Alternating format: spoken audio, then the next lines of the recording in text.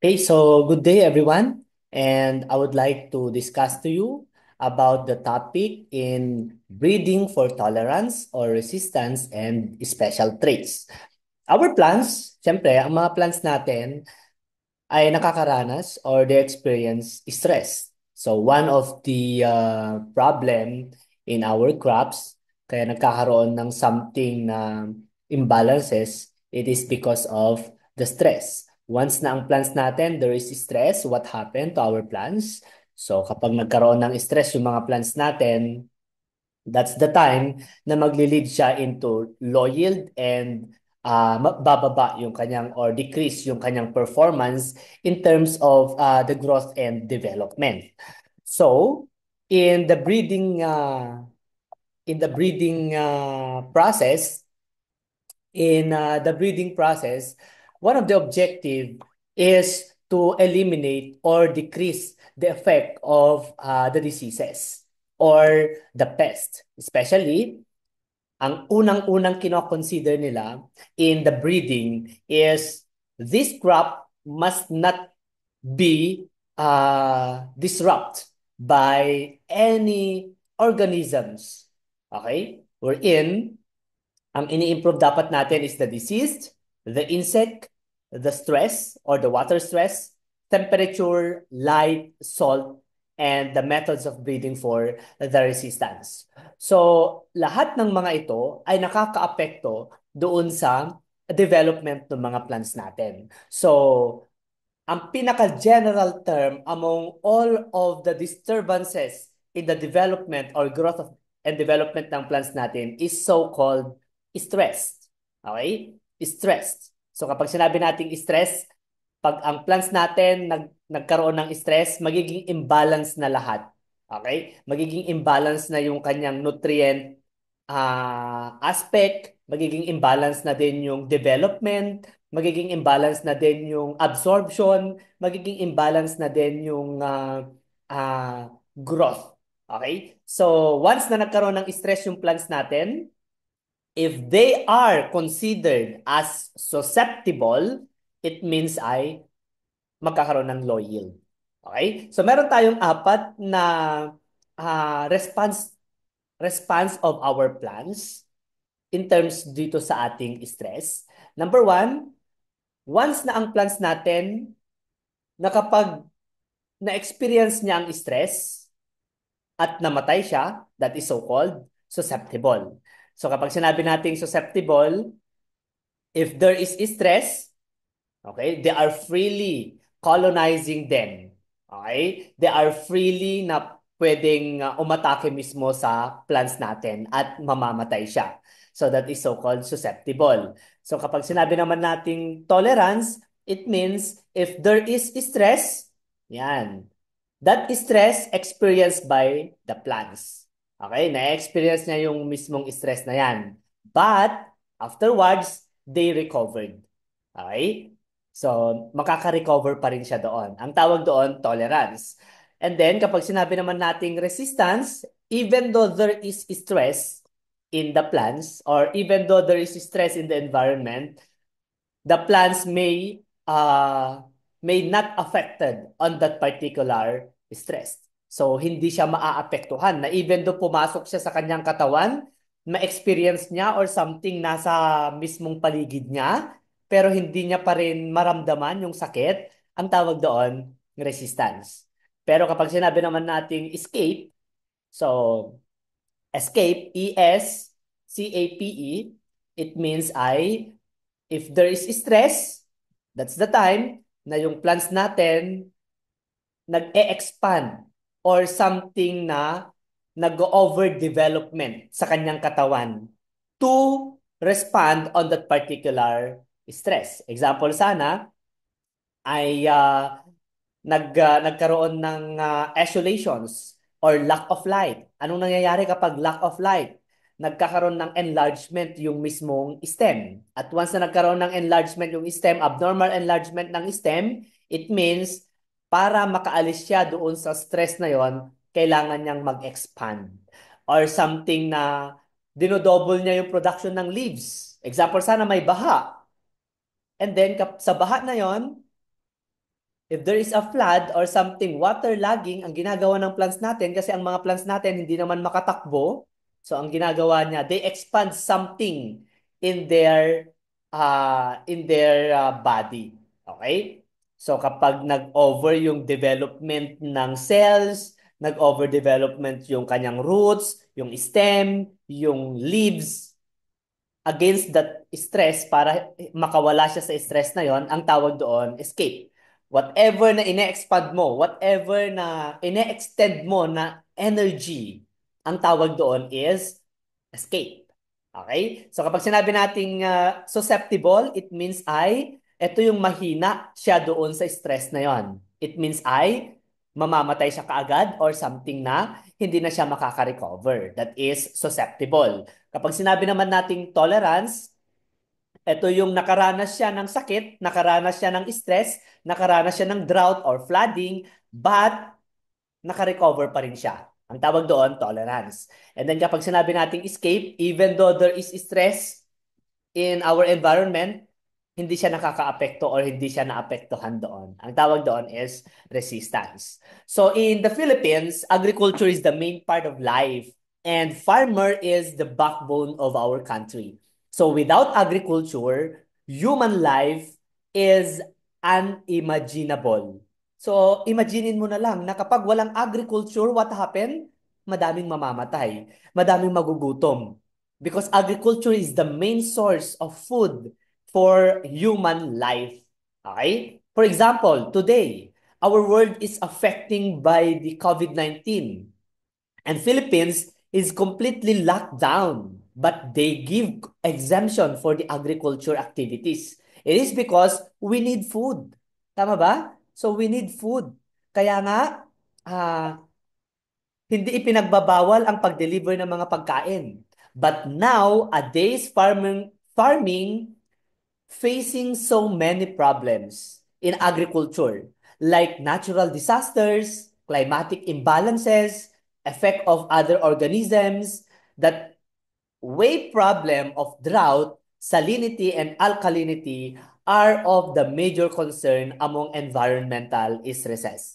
So in order to save farmer, we have to improve the characters of the plants and make them to adapt in the environment.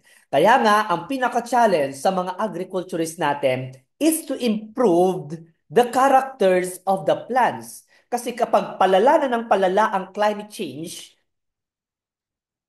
yung mismong improvement ng crop natin bumababa. Kaya nga, nagkaroon ng technology about breeding. Kasi kapag continuous ang pagbibreed ng plants, it means continuous din yung problem. What problem of that?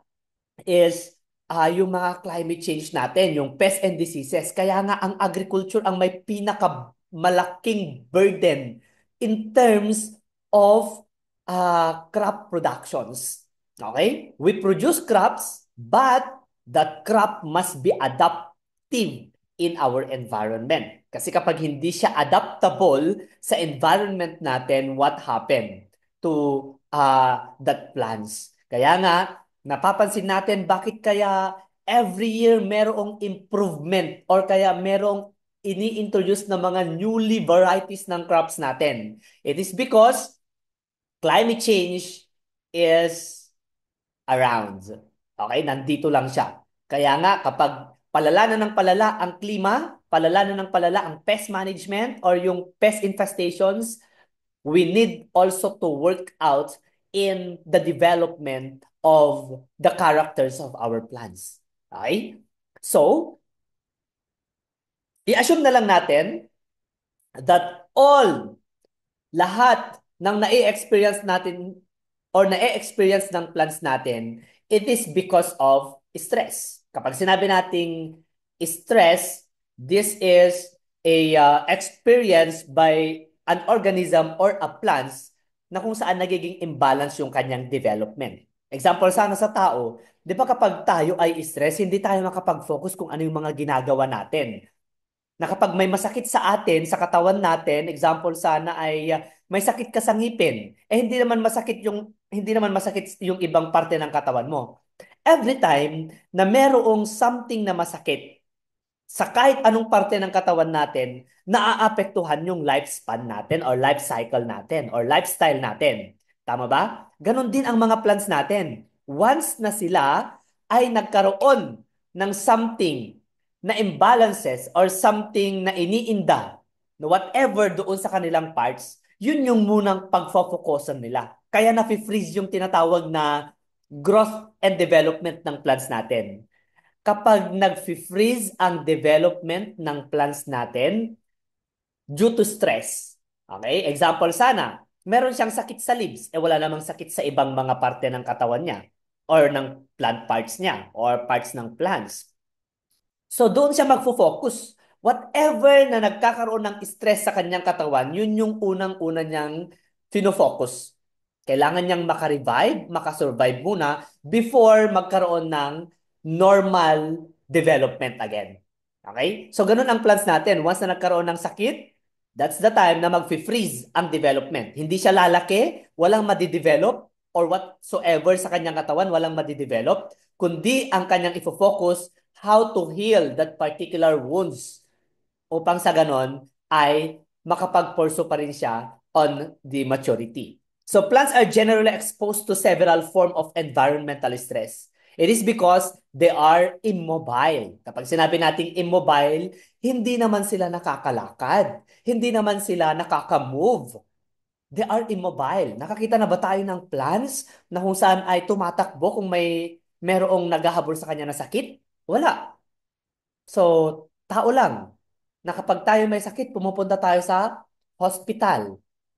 Unlike sa mga plants natin, na ang tanging makikita mo lang na sila ay may sakit is doon sa kanilang external reactions or sa symptomatic reaction ng plants natin. So, sa physical or kaya sa morphological characteristic ng plants natin na kapag nagbago ang kulay niya, it means ay stress yung plants na yan. So, ang unang nakakaapekto sa stress na yon or the general term for all the stress na nakakaapekto sa plants natin is environmental stress. Meron tayong dalawang klase ng environmental stress, dibiotic and abiotic. Saan ba lahat nanggagaling ang stress ng plants? Nanggagaling yan sa environment. Kaya kapag pag-aaralan mo ang disease triangle sa pest management, kasali doon ang favorable environment. Okay? So environmental conditions differ based on the biotic and abiotic stress, like the drought, salinity, cold, and heavy metal stress, and biotic. So ano yung mga example ng mga biotic stress? Kapag sinabi nating biotic stress, they are living organism that may affect the development ng plants natin. Like yung mga insects, yung mga pathogens. Okay? And then kapag sinabi naman nating abiotic, so ito yung mga immovable or something non-living organisms that may affect the development ng plants natin. Number one is temperature, water, radiation, heavy metals, and the chemicals. So the knowledge of the rising environmental impact has led to the worldwide effort to increase the agricultural production in such difficult environmental conditions na kapag ito lahat ay na-experience ng plants natin, in their imbalances, kapag nagkaroon ng imbalances, just like sa pathogen pa lang, na kapag nagkaroon ng disease infestations, ang plants natin, mataas ang effect niya. Okay? So, kailangan bilang isang breeder, bilang isang crop improve specialist or crop specialist or breeder specialist, we need to consider this following stress. We need to consider this following stress upang sa ganun ay ma-overcome natin kung ano yung problem talaga sa environment. Kasi as a breeder, ang unang-una nilang kino-consider is how they survive in the environment based on their characteristics. Okay? Kaya nga yung mga plants natin or kaya yung mga variety ng mga crops natin, Merong identified season kung kailan lang siya itinatanim. Merong recommendations na kailangan maging synchronous yung pagtatanim. Kasi nga, they know, they know na pwedeng maapektuhan sila ng stresses. So, hindi natin maiiwasan yung mga yan. Okay? Hindi natin maiiwasan ng stress. Unexpected or expectedly, nandyan sila. Okay? Especially yung mga biotic and abiotic stress. Sa mga abiotic stress dito sa Isabela, mas prone tayo sa higher temperature, sa flooding, yan, deficit man yan or excess, the heavy metals, and also radiations. So, sila ay nakakaapekto sa atin. Kaya nga kapag palala na ng palala ang climate change, ang tao naman kailangan nag-a-advance or something advance yung mga technology sa pag-develop ng mga variety. Okay? So, what is stress? According to John et al. Noong 1989, that stress is an overpowering pressure. Okay? So, decreasing the normal functions. So, it decreased the normal functions wherein nagkakaroon ng overpower stress or pressures. Okay? So, kapag sinabi nating biotic, they are living organisms, while abiotic, they are non-living organism. So, ito yung mga stress sa mga plants natin na pwedeng makaapekto doon sa development. Kaya nga doon sa topic natin regarding selections, breeding in cross-pollinations and breeding in self-pollinations, based doon sa selections, di ba? Meron tayong mga different types ng selection, yung mass selections, uh, and other selections. So yung mga, sa pag-select nila ng variety, kung saan yung nagpe-perform in a natural environment, yun yung nagpo-pursue or nagpo-proceed for the next step of selection. Tama ba? So doon pa lang, ino-observe na ng breeder kung saan yung mas yielded at nagkakaroon ng superiority. Kapag sinabi nating superiority, yung nagpe-perform or mas nagpe-perform. So kung saan yung mas nagpe-perform, yun yung ginagamit nila for the next step of breeding process. Especially sa mass selection ng self-pollination. It takes ilang years before mo makuha yung purity or something na, ay, ito yung i-introduce natin na variety. Because ito yung nag-perform for a decades. Di ba? So, ganun ang ibig sabihin ng breeding. Hindi basta-basta na kapag may na-develop na sila, yun na yun. Kundi, ititest mismo sa multi-location process, ititest mismo sa ridge, or kaya whatsoever na mga process ng breeding. Especially, ipinaplot nila yan, ina-actualize nila yan, okay, nagseselect sila na based doon sa kanilang objective, eto yung kukunin natin for the next selection. Diba? So, eto yung itatanim natin for the next selections. So, ganun ang pag-choose. Kaya nga, it takes a decades or it take 20 years to century. Siguro may tumagal pa ng century para may introduce yung variety na yon. Pero ah dito sa atin, mahirap ang pag-develop din ng variety, especially sa mga rice, sa mga mung bean. Ang mung bean ang may pinakamahirap or kaya pinakamahirap siyang i-breed na variety, yung mung bean. Kaya napapansin nyo, konti lang ang variety ng mung bean. So, let's define what is resistance. Ito, nasambit ko na kanina na kapag sinabi nating resistance, when completely immunize itself to a particular stress. Ability of the organism to limit stress. Once na pumasok or nasa environment niya or nasa surroundings niya ang stress, it can limit. Meron siyang ability to limit that particular stress. Naapektuhan na yung kasama niya, siya pa ay malakas, that is resistance. Na even though pumasok yung sakit sa katawan niya, pero hindi niya naman naramdaman yung sakit, nagiging asymptomatic.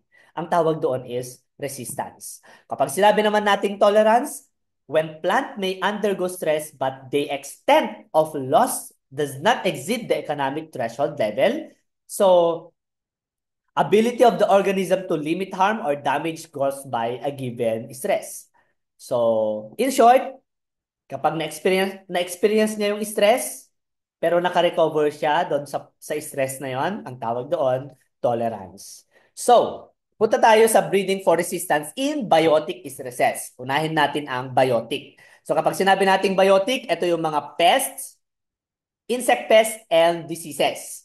So, the disease in rice production, so i-example natin ang rice, are among the most important limiting factors that affect the rice productions, causing annual yield loss conservative estimated at 5%.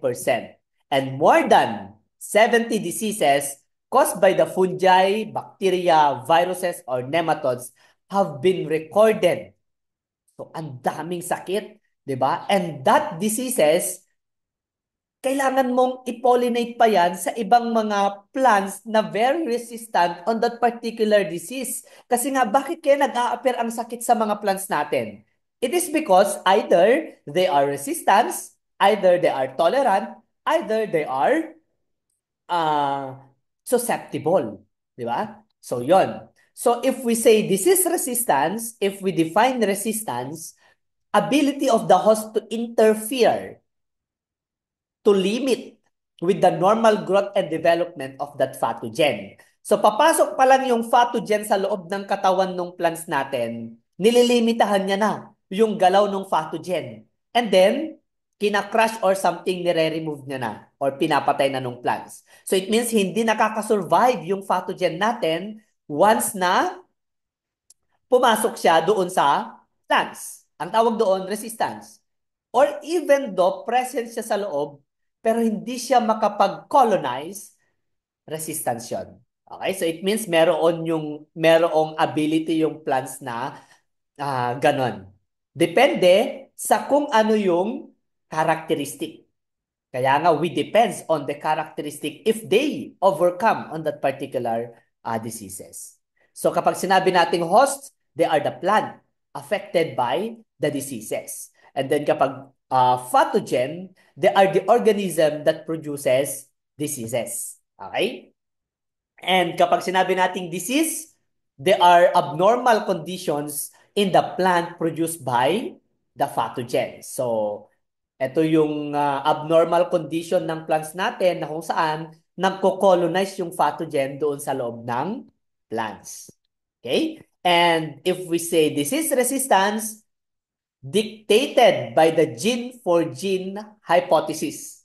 Okay? So it means yung resistance nung disease natin or if they are resistance in diseases, it dictates in the gene for gene hypothesis or in the genetic characteristic of the plants. Okay?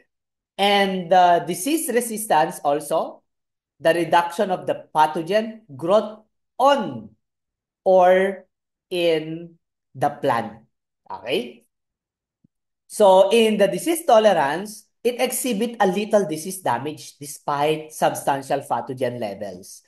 While disease outcome, this is determined by the three-way interaction of the pathogen genotype, so the host genotype and the environmental condition called the disease triangle. Okay? So this is triangle. Sorry. This is a disease triangle wherein ang three main requirement to develop a disease is must be viable or virulent pathogen, susceptible host. Kapag sinabi natin susceptible, it means mabilis lang siyang makapitan or something hindi siya nakakapag-recover once na nakakapit na yung sakit. And must be favorable sa environment to develop a disease. So, in the disease resistance, meron tayong tinatawag na mode of inheritance. So, the oligogenic, polygenic, and cytoplasmic. If we say oligogenic, few genes with large effect in phenotype. Okay? So, and then kapag polygenic naman, multiple gene inheritance or multiple factor inheritance. And kapag sinabi nating cytoplasmic, determined by cytoplasmic genes or plasma gene. So, oligogenic, Kapag konti lang daw yung genes na na-interact or something na absorb niya with a large effect in phenotype. So it means na kapag kahit isang genetic lang or alleles ang naipasa mo doon sa anak mo, pero ikaw yung may mas madaming phenotypic effects na kamukha mo na buo mong kamukha yung anak mo, yung kanyang ears, yung kanyang nose, and everything doon sa physical characteristic ng plants natin, few genes lang naman yung na-distribute mo based doon sa alleles or the alleles of the plants that is so-called oligogenic. Pero kapag kakailanganin pa ng multiple genes para makita yung mismong physical characteristic ng plants, that is polygenic. Kaya napakahirap mag-breeding. Hindi natin kasi ma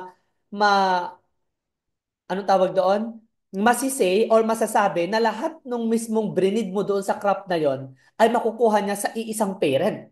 Example sana, siya ay resistant sa flooding. Yung isa naman ay susceptible sa drought. Na kapag pinag-combine or pinag-fuse mo yung dalawang parent, hindi mo siya masasabi na yung characteristic ng parent 1 ay kayang-kayang idala ni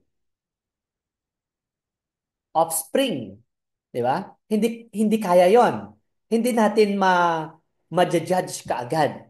Kasi nga, dadaan na naman yan for the next evaluations before mo sabi or kaya before mo ma-conclude na they are inherit by the parent one. They inherit by the parent one wherein sila ay resistant sa drought. Okay? And then kapag cytoplasmic naman, determined by cytoplasmic genes or plasma genes. So, what are the mechanical features or the mechanisms? So, in the disease resistance, one of the mechanism features or mechanical features, certain mechanical and or anatomical feature of the host may prevent infections. For example, close flowering habit of wheat and barley prevent infection by the spores of the ovary infecting fungi. So it means in the mechanical features, if you want na makuha yung features anatomically nung mismong wheat and barley na kung saan nagiging close flowering yung habit niya para ma-prevent yung infection ng spores. Kaya kapag nagfa-flower daw yung mismong barley and wheat, kasi prone ang pathogen doon sa area na yon at para hindi na nagiging open or nagbo-bloom at para hindi na makapasok yung pathogen, one of the mechanism that they want to achieve is kailangan may mag-bloom ng flower na close during pollinations. Okay? Na kapag nag-pollinate sila is close siya during pollinations. So that is so-called mechanical features. Yan yung mga mechanism na gustong makuha. Example sana dito sa atin.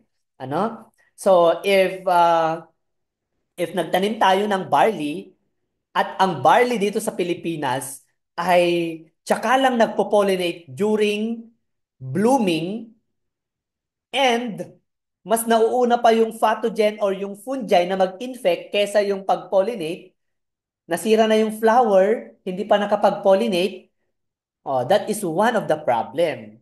Kaya nga, why not nakukuha tayo ng isang variety ng barley na kung saan kapag sila ay nag-flower,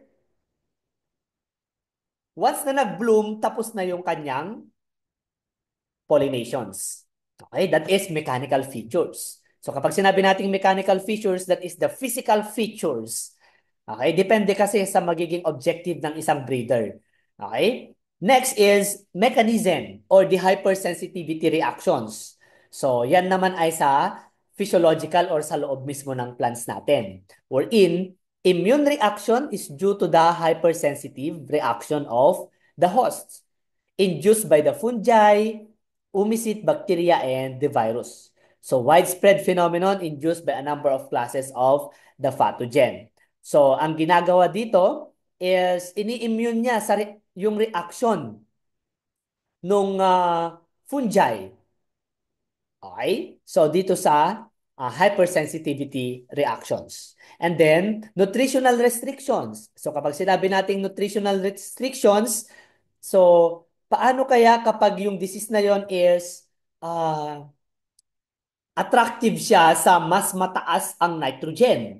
So, babaan mo ng nitrogen yung plants. Okay, that is nutritional restriction. Na para hindi magkaroon ng defect or something pagkakaroon ng disease infestations, kung saan yung mas restriction doon sa plants na yon, especially in the nutrients, ay kailangan mong ilimit. So the reduction in growth and spore production is generally supposed to be due to an unfavorable physiological condition within the host. So example sana, in the improvement of bacterial blight resistance of the hybrid rice in China using the gene derived from the wild rice. So yung mismong bacterial blight na yon, so inimprove nila through this mechanism. So yung mechanism niya sa flowering, mechanism niya sa hypersensitive reaction, and yung nutritional reaction upang sa ganon malimit ang damage ng bacterial blight.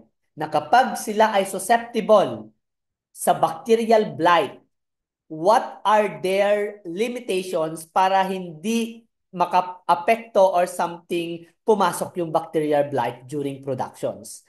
So, yun yung pinapag-aralan nila. So, saan ba nagiging susceptible or anong parte or kaya anong mechanism mas nagiging susceptible ang rice para doon natin ilimit. Okay, ganun yung ginagawa. Okay? So, meron akong video dito. I hope na meron na kung saan ay about sa disease resistance. Hindi ata mag-play.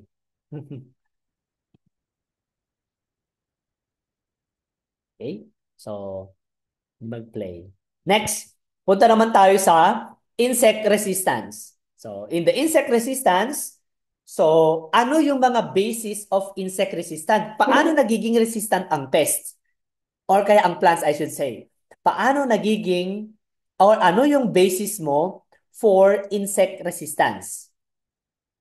Okay? So, morphological features. So, hairiness of the leaves. And then, plant color, solid stem, and toughness of the tissue. Okay? Para ma-break mo yung resistance ng insect natin, yan, para ma-break mo yung resistance ng insect natin, eto dapat ang i-improve natin sa mga plants. Example sana, ang plants natin, mas gustong-gusto niya yung stem or leaves na smooth. Kailangan mag-develop tayo ng mga leaves na merong hair. Ganon. So it means, magiging against ka doon sa taste ng insect. Okay? Kaya nagiging resistant yung insect kasi nga, mas preferred niya na yung mismong plants. Mas fit siyang kainin yung plants na yon. It is because ay nagiging maganda yung taste niya doon sa plants na yon. Why not? Nabaguhin natin yung taste. Okay?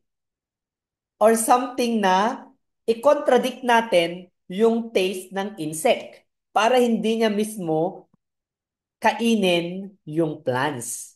Okay? So, ano yung mga morphological features? Example sana, ang gustong-gusto ng insect ay smooth yung leaves. O di, mag-develop ka or mag-breed ka ng hairy leaves. At ang gustong-gusto niyang color ay light green. O di, i-develop mo yung something mag-breed ka ng dark green. Di ba? Ang gustong-gusto niya ay soft stem. O di mag-develop ka ng solid stem. So it means magiging against ka doon sa preferred ng insect natin. Okay? So ganon ang perceptions nung ating breeding. Okay? And then kapag sinabi naman nating physiological features, inside, okay, sa loob. Example sana, osmotic concentration of the cell sap and leaf exudates are associated with insect resistance. Okay? Secondary trichomes on leaves secrete antibiotic. And then we have also the biochemical features. Okay? So, for example, sa alfalfa, high concentration of saponin in leaves and stem confer resistance to aphids. So, lahat ng mga yan, pwede nating baguhin through the work of breeding. Pero meron na ding pumapasok or something mahaba kasi ang process ng breeding. Okay? Pero hindi kasi natin pag-aaralan dito yung about biotechnology. Kasi sa biotechnology, mas instant doon ang development or pag-change or something magkakaroon ka kasi ng gene editing. Dito naman, kailangan mong itanim in a natural environment and then mag-undergo siya ng different process for a long year kapag breeding. Kaya kapag merong something na interesado sa breeding, pwedeng magmasteral ng breeding.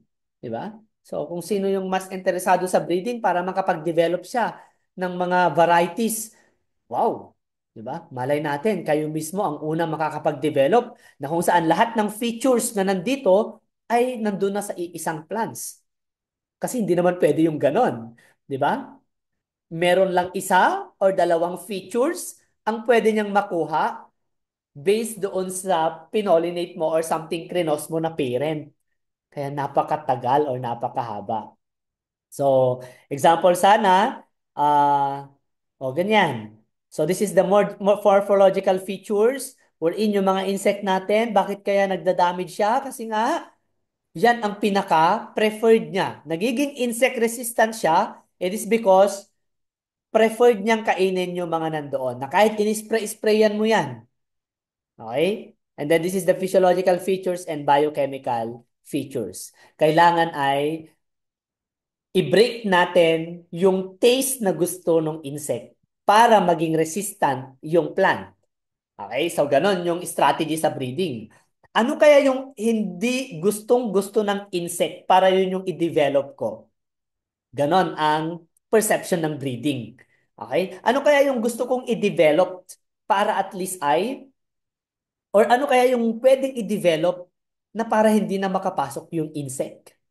'Di ba? Para hindi ito yung preferred niyang kainin. So, that is pumapasok na yung breeding.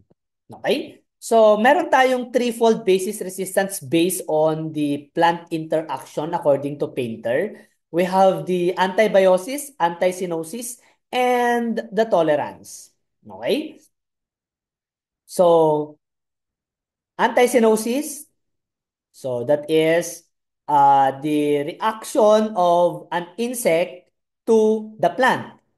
Kapag antibiosis naman, that is the reaction of plant to the insect. Okay? Ayan yung arrow o. Kapag sinabi nating anti-cynosis, ano yung reaction ng insect sa plants? Anti-cynosis. Example sana, nagustuhan ni insect ang leaves ng plants na ito. Anti-cynosis ang tawag doon. Okay? Hindi nagustuhan ni insect yung mismong plants, anti-cynosis reaction yon. That is the reaction of an insect to the plants. Pero ano yung reaction ng plants to the insect? That is antibiosis. And then, kapag nagkaroon ng reaction yung both insect and plants, tolerance. Okay? The tolerance. So, punta tayo sa mechanism of insect resistance. So, sa non-preference or non-acceptance or anti-cynosis, tingnan natin ha, refers to the various features. So, ano na naman yung anti-cynosis kanina? That is insect to the plant. Okay? So, non-preference. So, ano yung hindi preference ng insect? Ano yung ayaw na ayaw ng ating insect? Example sana sa soybean. So, magde-develop ka ng soybean kasi mostly ng mga soybean ay smooth ang leaves. 'Di ba? Ngayon, magde-develop ka na kailangang hairy leaves para yung mismong potato leaf hopper, hindi niya kainin yung mismong leaves ng soybean. So kapag sinabi nating anti-cyanosis, it means ay yung preferences, the non-preferences or reaction of an insect to the plants. Okay? So si P or si Pigeon P, they are susceptible to pea aphids na kailangan yung blue-green leaves ay gawin na nating green or yellow-green leaves. So merong mga preference or something, merong criteria. Sa pag-breed ng mga variety, kailangan i-consider natin yung biotic stresses. Especially yung mga preference no, and non-preference ng mga insect. Ganon din sa brassica.